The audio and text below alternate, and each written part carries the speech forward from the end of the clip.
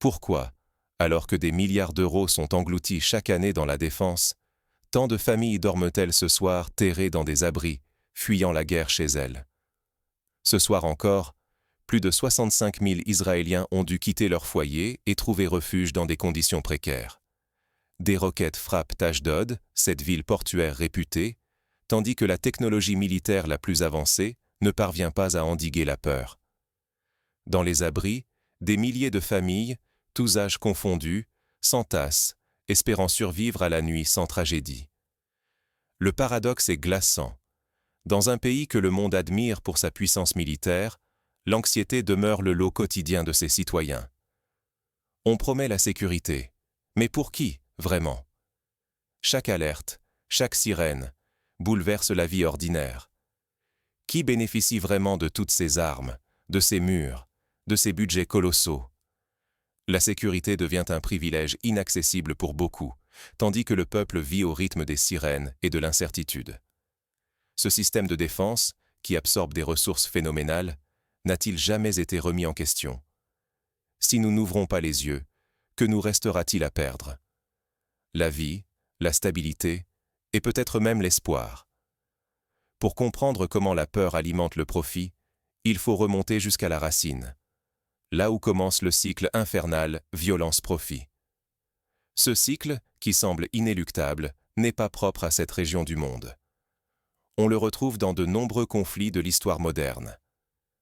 Regardons de plus près comment l'économie de la guerre façonne notre quotidien. Qui tire vraiment profit de l'insécurité permanente? Chaque sirène qui hurle fend le silence et creuse une faille dans le récit officiel de la force nationale. Ce n'est plus seulement l'écho des explosions qui secouent les murs, mais une peur sourde qui glisse dans chaque quartier, étreint chaque famille et vide les rues. À Ashdod, la vie se réduit à un cycle de violence et de fuite, sans horizon, sans répit. Ce soir, Israéliens et Palestiniens partagent la même angoisse, la même précarité. D'un abri à l'autre, des enfants s'agrippent à leurs parents, tandis que des aînés cherchent leur pilule dans la lumière blafarde. Nulle frontière pour la peur. Elle traverse les murs d'Ashdod comme ceux de Gaza, frappant juifs, arabes, dockers ou vendeurs ambulants. Derrière chaque évacuation, un autre drame s'immisce. L'économie s'immobilise, la vie s'effiloche. Les boutiques ferment, les ateliers se taisent, les salaires sont suspendus. Chaque minute en abri ronge le quotidien. Pour des milliers de petits commerçants, la guerre n'est pas seulement la peur de mourir, c'est l'angoisse de tout perdre d'un instant à l'autre.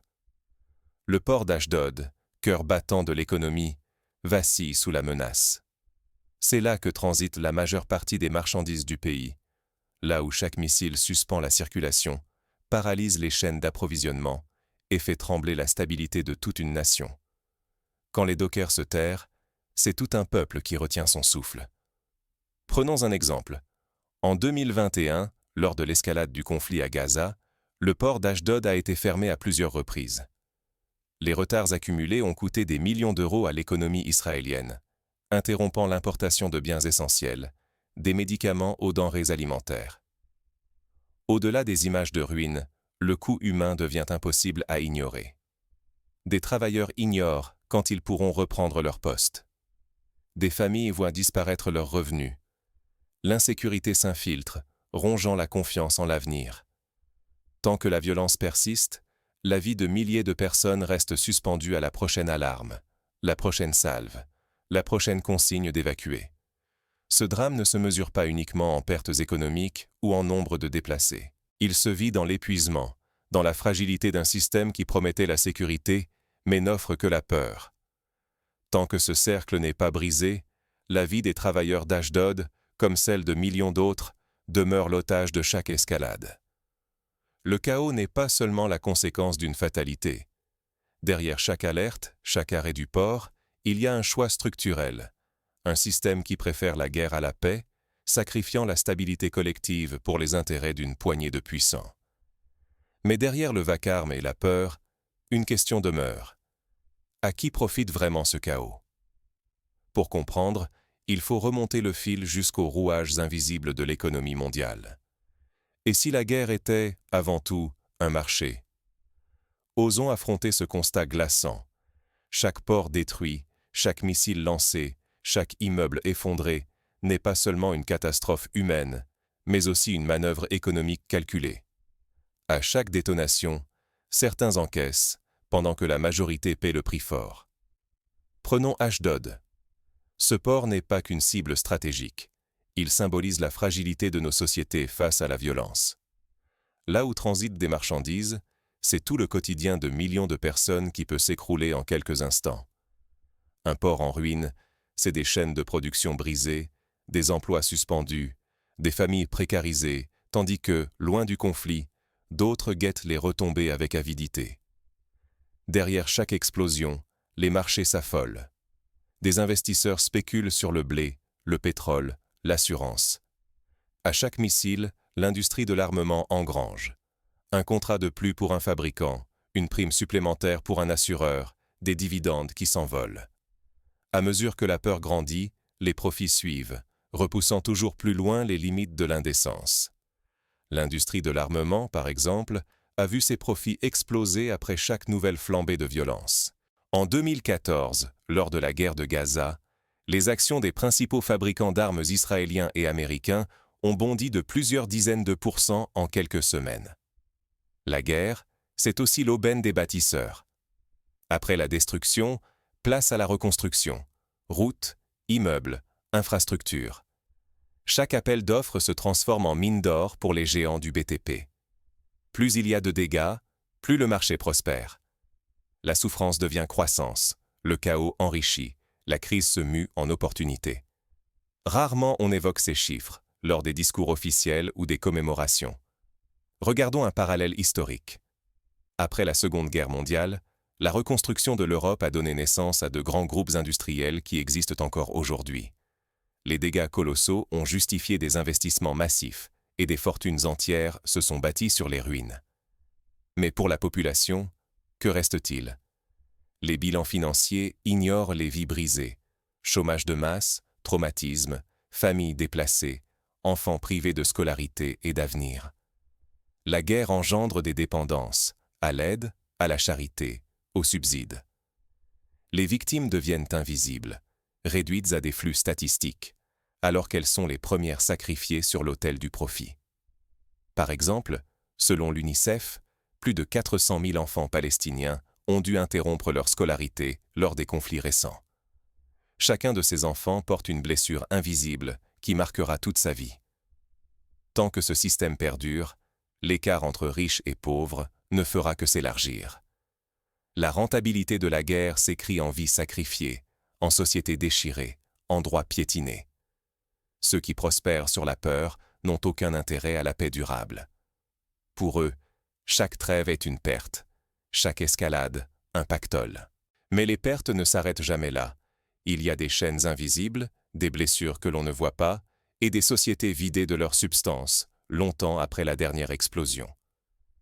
Mais alors, comment sortir de cette spirale? Peut-on briser le cercle qui transforme la souffrance en profit? La guerre s'arrête-t-elle vraiment quand le silence retombe? Ou bien prend-elle un nouveau masque, plus discret, plus redoutable encore? Quand les armes se taisent et que la poussière se pose, une guerre parallèle s'engage, loin des caméras. Celle-ci ne se joue pas dans les décombres, mais dans les bureaux feutrés, sous la forme de contrats de privatisation, de rachats à des prix dérisoires, de dettes écrasantes contractées au nom de la reconstruction. À chaque conflit, le même scénario se répète. Infrastructures rasées, actifs dévalués, et aussitôt, élites locales ou investisseurs étrangers affluent pour s'emparer de ce qui reste. Ports, terres agricoles, réseaux d'eau, hôpitaux publics qui soignaient sans facture hier deviennent des marchandises, pièces d'un vaste jeu de spéculation. La reconstruction promet espoir et renouveau. Mais derrière ce mot, c'est la main froide des intérêts privés qui resserre son emprise. Prenons l'exemple de l'Irak après 2003. Les entreprises étrangères se sont partagées les contrats de reconstruction, souvent au détriment des travailleurs locaux, tandis que la dette publique explosait, grevant l'avenir de plusieurs générations. Mais qui supporte le poids de cette nouvelle guerre? Les populations, invariablement. Elles subissent d'abord la violence et la fuite, puis la note salée, impôts alourdis, coupes dans les budgets sociaux, écoles et dispensaires sacrifiés sur l'autel de la dette. L'austérité n'est pas une fatalité, mais une sanction déguisée, une double peine imposée aux plus vulnérables. La spirale s'accélère. Le chômage explose. La fuite des capitaux s'intensifie à la moindre rumeur d'instabilité. La monnaie perd toute valeur. Peu à peu, la souveraineté économique disparaît. Les décisions majeures ne se prennent plus à Ashdod, Ramallah ou Gaza, mais dans les salles de conseil de banques internationales, où la voix des peuples s'efface devant le poids des profits. Le champ de bataille s'étend désormais jusque dans les foyers. Il s'invite dans la hausse des loyers, le coût du pain, la peur de ne plus pouvoir chauffer son appartement. La guerre, désormais, se glisse dans chaque facture, chaque dette, colonise l'intimité des familles, transforme la dépendance en norme. Regardons la Grèce, frappée par la crise économique des années 2010. Sous la pression de la dette, le pays a dû privatiser ports et infrastructures, réduire drastiquement les dépenses sociales, sacrifiant une génération entière sur l'autel de la reconstruction dictée par les créanciers. Si nous restons aveugles à cette mécanique, la pauvreté et la soumission remplaceront notre liberté et notre dignité. Les vaincus ne se comptent plus seulement en terre perdue, mais en vie privée d'avenir, de choix, de rêves. Car derrière chaque façade reconstruite, la véritable bataille se poursuit, plus silencieuse, mais tout aussi brutale. Qui profite vraiment de la paix, et à quel prix? La vérité est la première arme contre la marchandisation de la guerre. Refuser de la voir, c'est laisser la peur et la souffrance être transformées en dividendes pour une minorité. Décrypter les mécanismes invisibles derrière chaque conflit, c'est déjà commencer à les désamorcer. La guerre et la paix ne sont ni des malédictions, ni des accidents. Elles sont fabriquées, planifiées, entretenues. Derrière chaque missile, il y a un calcul, un intérêt, parfois une stratégie économique froide et précise. Nous portons tous une part de responsabilité face à ce système. S'informer, c'est résister à la propagande qui blanchit l'injustifiable.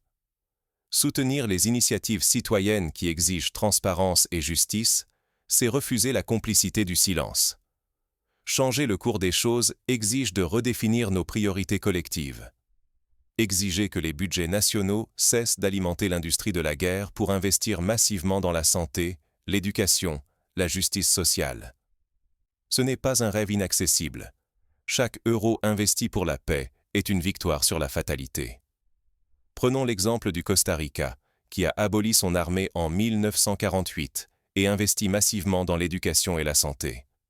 Ce petit pays a connu une stabilité et une prospérité remarquables, prouvant qu'un autre modèle est possible. Créer des liens entre les peuples touchés par la guerre, au-delà des frontières et des récits imposés, c'est briser l'isolement que les puissants veulent maintenir.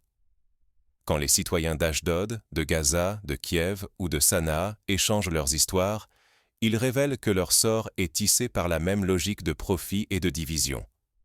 Il existe déjà des initiatives concrètes. Des associations israéliennes et palestiniennes organisent des dialogues, des échanges de jeunes, des projets communs pour que la solidarité l'emporte sur la haine. Ces actions permettent de déconstruire la propagande et de bâtir des ponts là où d'autres dressent des murs. Fermer les yeux sur ces réalités, c'est condamner la prochaine génération à un poids encore plus lourd. Le prix du silence sera payé par nos enfants, dans leur avenir, leur chair, leur dignité. Refuser de voir, c'est accepter que ce cycle se répète, inlassablement, sous d'autres drapeaux. Aujourd'hui, la responsabilité de briser ce cercle vicieux ne repose plus seulement sur les gouvernements. Elle pèse sur chacun de nous, dans nos choix, nos paroles, nos solidarités. Tant que la vérité restera voilée, la guerre sera une simple marchandise. Mais lorsque la lumière jaillira, la résistance collective deviendra inévitable. Mais dévoiler la vérité n'est qu'un début. Il reste à affronter les forces qui profitent du chaos et à imaginer d'autres possibles. L'histoire ne se souviendra pas de celui qui a allumé la première mèche, mais de celles et ceux qui ont eu la force de l'éteindre. Ouvrons les yeux. Chaque famille qui fuit, chaque port qui s'arrête, chaque ville plongée dans l'angoisse, tout cela n'est pas une fatalité. C'est le fruit d'un système mondial où la guerre devient une marchandise, où la souffrance des uns enrichit quelques autres. Si nous restons muets, nous validons ce marché clandestin où la douleur se convertit en gain. L'indifférence nous lie, sans le vouloir, à ces rouages invisibles qui transforment les drames humains en profits colossaux. Ce n'est pas seulement le sort d'Ashdod qui se joue, mais celui de toutes les vies sacrifiées par la spéculation et la soif de pouvoir. L'histoire n'a jamais honoré ceux qui ont fermé les yeux. Le vrai courage, c'est de voir cette mécanique, de la nommer, puis de refuser d'y participer. La guerre n'est jamais inévitable. Elle est entretenue, financée, justifiée, tant que nous acceptons de détourner le regard de ses vrais bénéficiaires. Derrière chaque missile, il y a une transaction. Derrière chaque exil, une brèche dans notre économie, une opportunité pour quelques mains de récolter d'immenses dividendes. Tant que nous tolérons ce cycle, la paix reste hors de portée. Pendant que les peuples paient le prix fort, nous avons le choix. Perpétuer ce système ou le défier. Voir, dénoncer, agir, voilà comment briser la chaîne de l'indifférence et du profit sur le malheur. Nous sommes des millions, ils ne sont qu'une poignée. Ensemble, nous pouvons redéfinir la sécurité, non plus comme un prétexte à la militarisation, mais comme un engagement pour la justice, la vie, la solidarité. Ne soyons pas de simples spectateurs. Refusons que la peur devienne un marché. Refusons d'obéir à la logique du plus fort. Osons nous dresser et affirmer, cela suffit. L'avenir ne sera pas écrit par ceux qui s'enrichissent sur notre dos, mais par celles et ceux qui transforment la colère en action collective. La responsabilité commence aujourd'hui. Alors, concrètement, comment chacun de nous peut-il agir? D'abord, en s'informant auprès de sources diverses, en recoupant les versions, en refusant la facilité des discours simplistes. Participer à des débats, soutenir des médias indépendants, c'est déjà résister à la propagande. Ensuite, en rejoignant ou soutenant des associations qui œuvrent pour la paix, la justice sociale et la solidarité internationale. Même une modeste contribution, un partage d'informations, un bénévolat ponctuel peuvent faire la différence.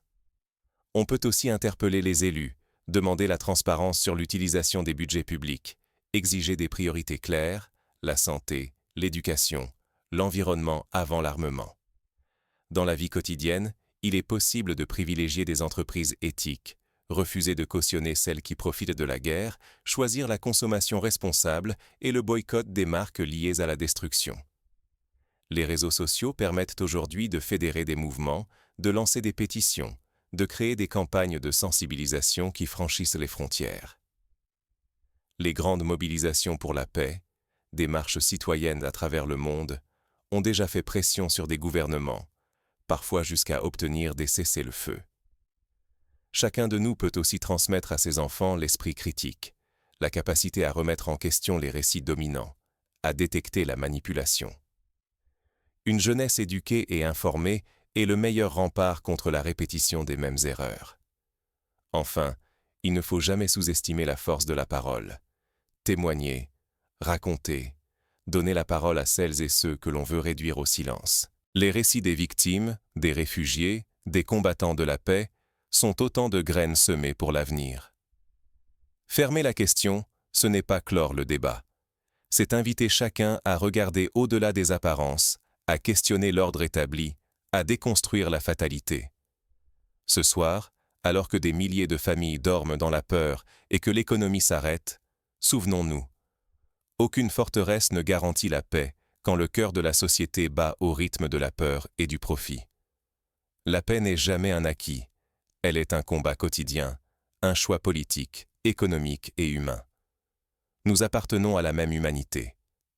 C'est ensemble, et seulement ensemble, que nous pourrons briser le cycle de la violence, transformer